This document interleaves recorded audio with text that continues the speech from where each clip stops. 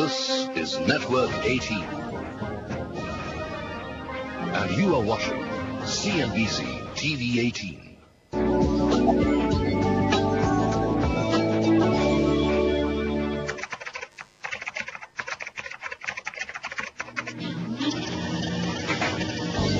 The term MBA originated in America in the late 19th century during industrialization, as the companies during that time felt the need for fresh approaches to management. A century later, MBA is perhaps the best known of all professional degrees and a must-have for anyone looking for professional growth. With the changing economic scenario and increasing competition, a management degree seems to be a basic requirement. Reason enough for millions of aspirants to queue up for entrance tests to get into business schools to master the art of business administration. In today's uncertain world where knowledge can be Googled, there is an urgent need for crafting a new breed of global business leaders who, as decision makers in a fast-changing world, can handle complexity, will win trust and confidence, but most of all have the skills, the vision and the winning attitude to succeed in this new era. But getting into a B school is not as easy as it sounds. With lakhs of applicants pursuing the MBA dream every year, entrance tests like GMAT, CAT, CET are in place to select the best. In India alone, about 3 lakh applicants appeared for the CAT in 2008. Outside India, different countries have in place different admission tests for courses offered in their respective regions. To meet the need, business schools have been mushrooming across the country. In India, colleges like the IIMs and SPJCM are already names to reckon with. The total number of colleges offering MBA programs is increasing by the year. At last count, the number stands at 1,600.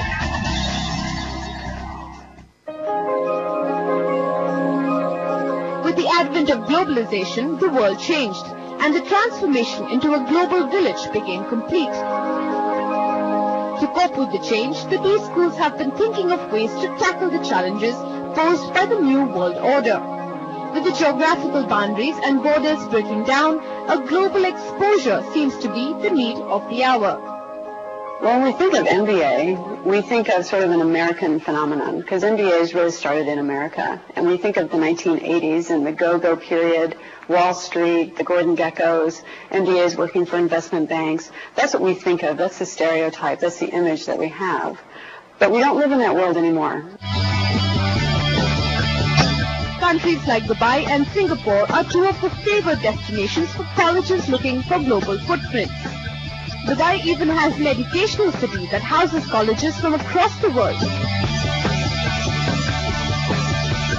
So increasingly today the world is getting flatter. When we say flatter, corporations across the world are looking for managers, looking for professionals who have a global managerial mindset. What do we mean by that? Somebody who understands cultures, somebody who understands business practices, philosophies across the world. Today you have multinationals from different parts of the world setting up operations in other regions, in other countries. But the question is, how are the MBA aspirants reacting to these dramatic changes in times of global economic slowdown? Find out after the break. I had a very good job before, but I was thinking ahead. So for better career prospects, I needed an MBA, and a global MBA is a plus for me.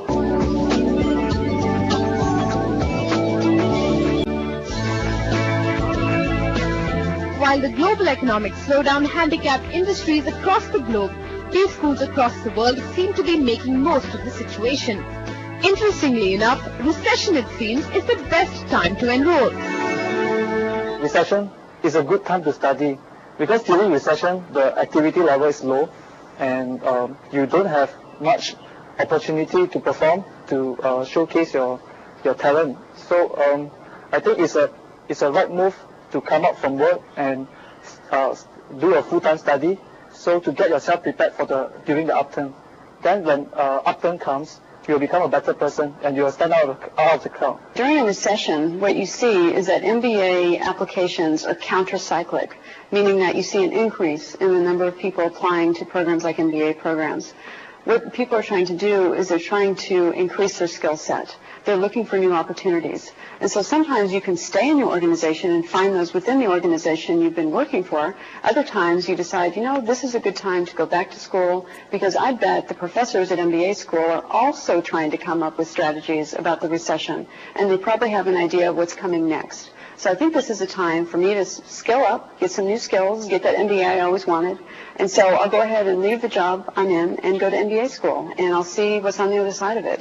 I think they see it as a transition into the next chapter in their career.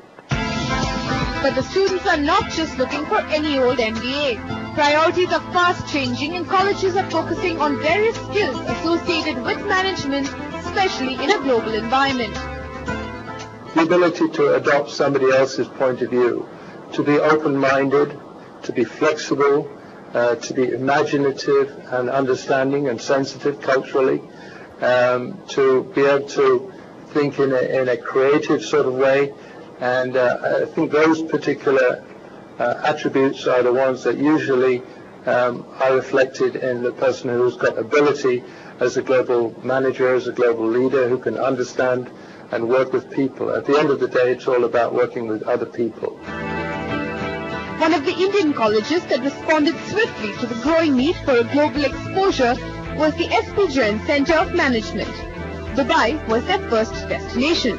But soon after, they set up another campus in Singapore after receiving an invitation from the Singapore government, and now the college has decided to go ahead with what they call the Twin City model. What we are really passionate about doing at SPJCM is to select into our program usually executives with 2 to 5 years of work experience, and then literally transforming them into smart, confident business managers who are trained to think in a global economy, what questions to ask, how to analyze situations, and which tool and framework to use in a global setting. We also are moving from what you know to who you are, because who you are is what really determines what you can do, what you are capable of. Under its Twin City model, SPJCM offers an intense 1-year global MBA program and is conducted jointly at the SPJCM's Dubai and Singapore campuses. That means the students would spend the half year of the course in either Dubai or Singapore and the next half in the other destination. If you confine the training and teaching to the mere classrooms, then you can't produce a global business leader. And that is where SPJCM's unique education business model becomes so important. In this model, what happens is each and every student gets an opportunity to stay in global cities where the campus is. For example, in Dubai, Singapore, Toronto, and then now Sydney. In these cities, the students live in, stay in, and they interact directly with corporates, with organizations, getting to work on live projects, live assignments. As they work on these live assignments and live projects, they get a unique experience of each of these cities and their culture, resulting in transformation through these experiences into global business leaders. You're just no longer restricted to the Asian economy, but you get an experience of the economies across the world. And I personally believe that in the current age of the globalization, working in these various economies, along with a diverse group of students and an international faculty, our faculties are indeed very good, is indeed a learning experience. SPJCM Dubai and Singapore has academic support of SPJCM Institute of Management and Research, Mumbai, and a 1-year course means an innovative and relevant curriculum. Our tagline is crafting global leaders.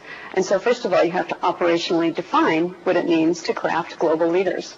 So, like most traditional MBA programs, we have all of the hardcore skills such as finance, marketing, supply chain, entrepreneurship. These things are offered in our program, but we balance that with soft skills, things like negotiation, presentation skills, communication styles, different ways of operating in the world, understanding cross-cultural differences, perspective taking. We do workshops on these. And so we are taking these students, giving them the knowledge they need that would get in any MBA program, the what you know, and we're adding to that, who are you? One of the key aspects of the curriculum is the presence of visiting professors from across the world, whose varied experiences and backgrounds give the students a richer and wider global exposure.